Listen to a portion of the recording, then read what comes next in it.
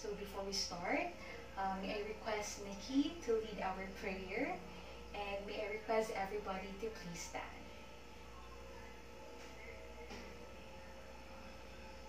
Amen. Okay, before you take your seats, I would like to request everybody to arrange your seats properly and place your bags at the side of your desk. Thank you. Okay, you may now take your seats. Okay, so good morning everyone. I hope you're all doing well. So for today, we're going to have a new lesson. But before that, I'm going to check your attendance first. So as I call your name, please say present. Okay? Atu, Adala, Alvarez, Versumo, Tortosa, and Villavicencio. Okay, very good. So everybody's present this morning. Okay, at this point in time, anybody from the class who would like to give a recap of our discussion last meeting? Yes? Okay, thank you. Anything else to add? Yes? Okay, thank you. So last meeting, we had an introduction to our course in Philippine politics and governance. So we were able to discuss some basic political concepts like power, politics, attitude, values, conflict, public opinion, state, and nation. Okay. Now, what do you think will be our topic this morning? Okay, let's see. Our topic this morning is governance. Okay. Now, let us try to take a look at our lesson objectives. Okay. So, you students at the end of this lesson are expected to, number 1, define the concept of governance. 2, distinguish the two types of governance. 3, identify the different requirements of good governance. And 4, assess the type of governance in your own local government unit. Okay, now to begin, I'm going to show you a video clip. Okay, and later I would like to ask your insights. Okay, let's start. So this is our first video. What does good governance mean? Let's start with the definition of governance. Basically, governance means that a variety of actors participate in and cooperate in governing. The United Nations simply defines governance as a process of decision-making and the process by which decisions are implemented. It can be thought of as a process in which governments, citizens, society, and business. Any insights from the video? Yes? Okay, so in the concept of governance, it does not only involve the government, but also other important actors or stakeholders like the citizens, yes, non-profit organizations, businesses, markets. Okay, thank you.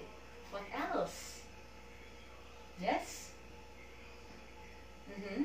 So from those important actors, they need to work hand in hand, they need to work together in order to make decisions and be able to solve different societal problems. Okay, thank you. Can we have last one? Yes? Okay, thank you. So it's good that you were able to relate it in our past discussion, no? The idea of power. Okay, so in governance, there is the idea of power, the ability of a person to manipulate or compel other people to do something that they would not do otherwise. Okay, now let's proceed to our second video.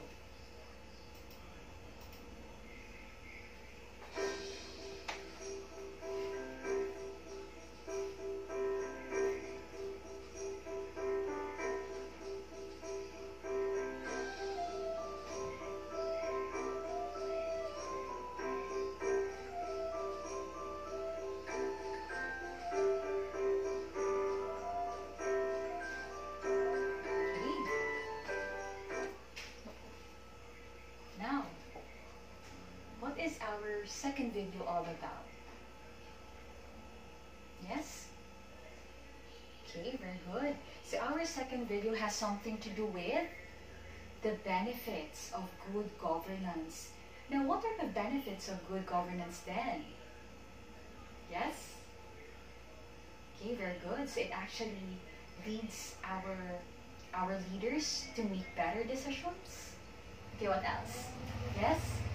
Okay, very good. It encourages confidence to our elected members in the government. What else? Yes. Okay, very good. It improves the overall quality of life of our people because the government enables to provide working opportunities for them. Okay, that's good. Now let's try to proceed to our presentation. Okay, now let's take a look on how governance is actually defined. Okay, so according to United Nations Economic and Social Commission for Asia and Pacific, or UNESCO, they define governance as the process of making decisions and the process by which these decisions are implemented or not implemented. So the process here means that there is actually a step-by-step procedure that the government has to follow. Okay, now how about making decisions? So these decisions involves making of laws which involve the people or the public. So let's say, for example, the government formulates and implements laws regarding the traffic rules and regulations, or about the prices of goods and services, or about the structure or the system of our education. Okay, so those are just some of the examples. Now, another definitions, according to the United Nations Development Program, or UNDP, they define governance as the exercise of political, economic, and administrative authority in the management of countries' affairs at all levels. So when we say politicals, it has something to do with the idea of power. And what is power? That is the ability of a person to compel others to do something that they would not do otherwise. Okay? How about economics? It has something to do with how the government manages human resources, natural resources, and financial resources. And the third idea there is we have administrative authority. So administration has something to do with how the government formulates the plans and how they implement them. Okay? So now, so as mentioned earlier, that in the concept of governance, it involves a lot of actors. Okay? Aside from the government, we also have the businesses, the markets, non-government organizations, and even other social institutions like the family, the school, the church, and other economic institutions. Okay. Now, if we have good governance, we also have bad governance. But when can we say that the governance is good? Anybody? Yes? When they follow the principles and the rules of law. Okay, what else? Okay, yes, they are not corrupt, definitely. Okay, now let us take a look on the different requirements of good governance. Okay, so the first one is we have transparency. Okay, so what do we mean by transparency? So transparency is the extent to which the general public should be informed about government operations. So it requires that the information should be accessible, timely, relevant, accurate, and complete. Now, can you give me a scenario showing transparency? Yes? Okay, so let's say for example, as you've mentioned, a businessman or an entrepreneur should always give accurate information about their stand, no? About their stand on income, resources, and even the risks. Yes, okay. What else? Yes?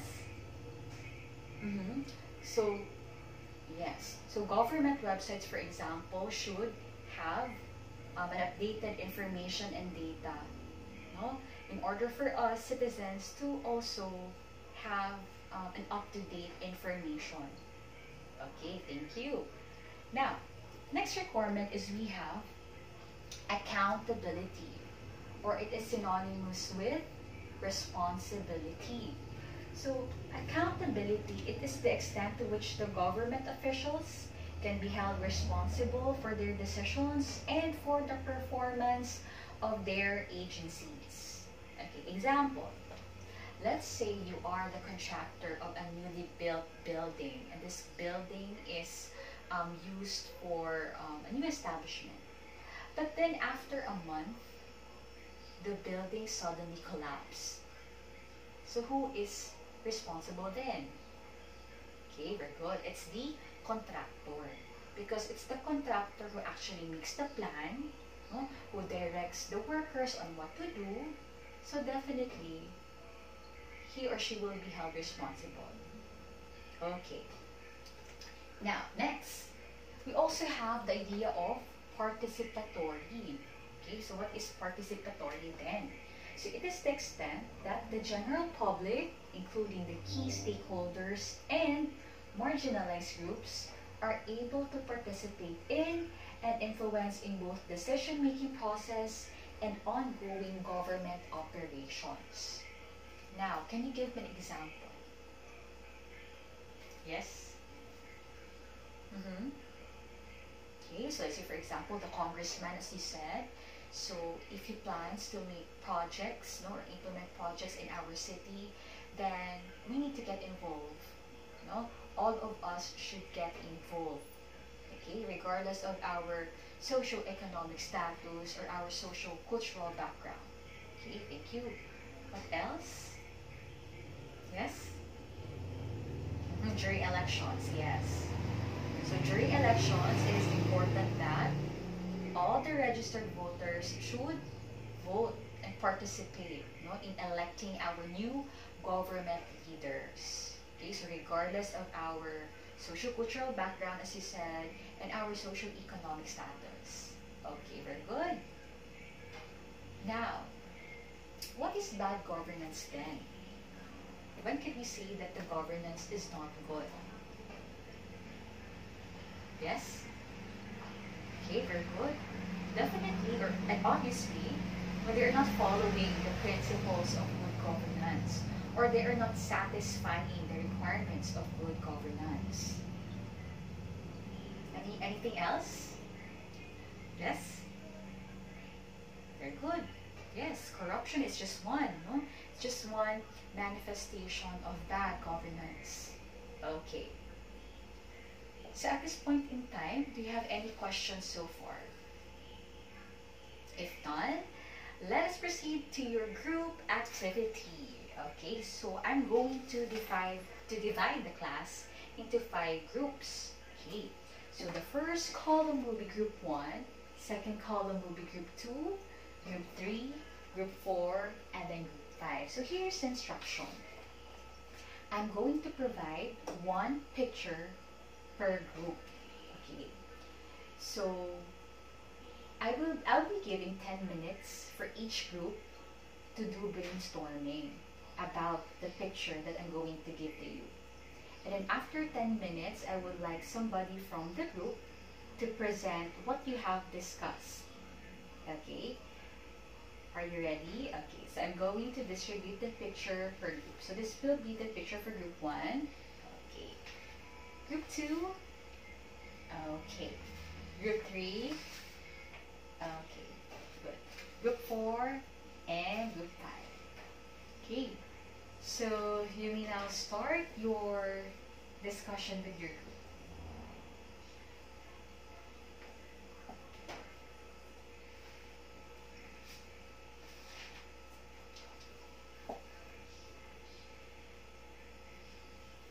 Okay, time's up. Okay, let's start our presentation. Let's start with group 1. Okay, so I'm going to also display the pictures here. Okay, group 1. Okay. Okay, very good. Okay, so the first picture has something to do with corruption. Okay, so corruption actually means like there is dishonesty, right? Dishonesty or fraudulent acts committed by people who are in authority. And one of that is bribery. And that is what the picture shows to us, right? Okay, so definitely and obviously it's bad governance. Okay, thank you so much, group 1. Can we have group 2?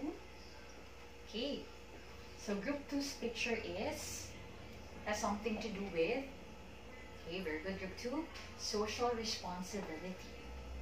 Okay. Okay, thank you so much, group 2. So again, our second picture has something to do with social responsibility. Okay, so as citizens, we are not only responsible to ourselves alone, but we also have this kind of civic duty or responsibility to others. Okay, so as shown here in the picture, by taking care of our environment, planting trees, watering the plants, picking dried leaves and trashes around us is actually one way of helping not only ourselves but also others. Okay, so that's social responsibility. Thank you so much, group 2. Now how about group 3? Group 3. Mm-hmm. Yes. Okay. Thank you so much, group 3. So our third picture has something to do with neglecting work responsibility.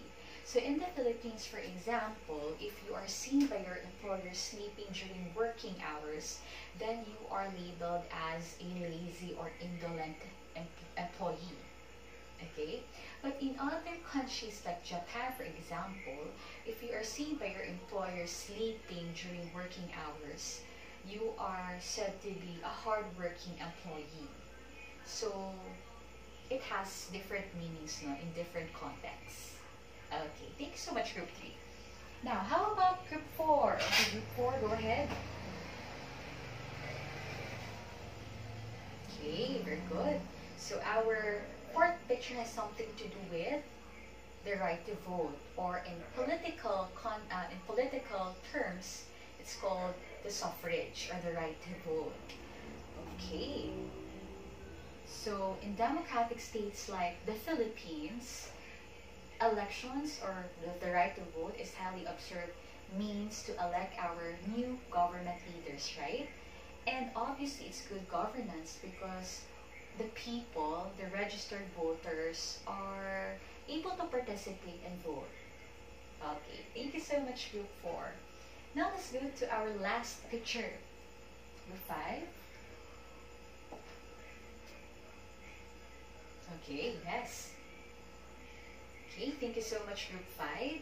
So our last picture has something to do with the concept of red tape. So as you can see, there are many people falling in line in long hours. Okay, so when we say red tape, that means it's an excessive bureaucracy and adherence to rules and formalities. So let's say, for instance, you would like to obtain a driver's license or any government document, okay? But it cannot be denied that it will really take a long time for you before you can get those documents. Despite the efforts of our current administration to lessen or eradicate red tape, but still it exists. Okay. Okay, do you have any questions so far? So at this point in time, after all the discussions that we had, and after your group activity, do you have any reflections so far? Yes?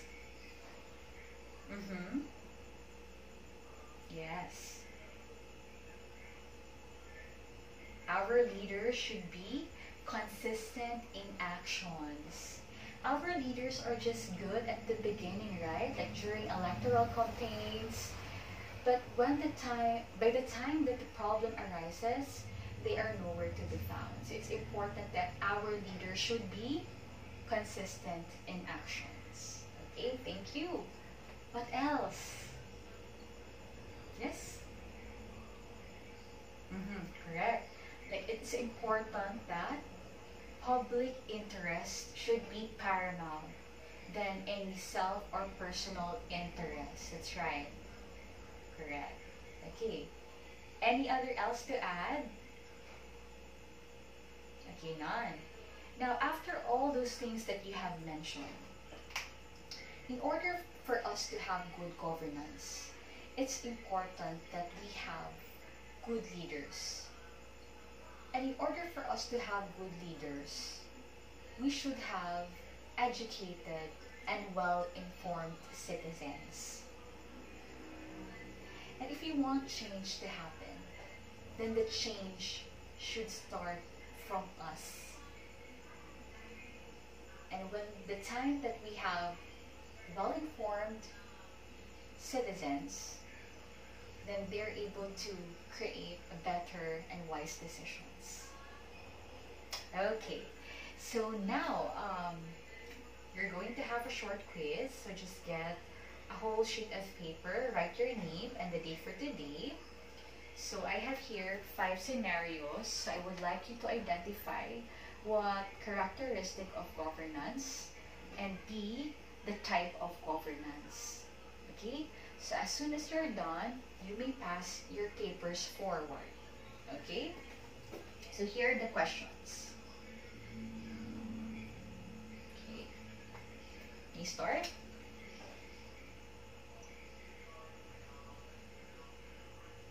Okay, pass your papers forward. Thank you. Now, before I dismiss you, so I'll be leaving you with some reading assignment. So I would like you to read in advance, okay, the following concepts and prepare for an interactive discussion next meeting. Okay, so number 1, what is governance? Government rather. What is government? 2, what is the functions or what are the functions of government? And 3, what are the different forms of government? Okay. So before I dismiss you, kindly pick up pieces of paper under your desk and arrange your chairs. Okay. If you do not have any questions, I'm going to dismiss you. Goodbye everybody, and I'm going to see you next meeting.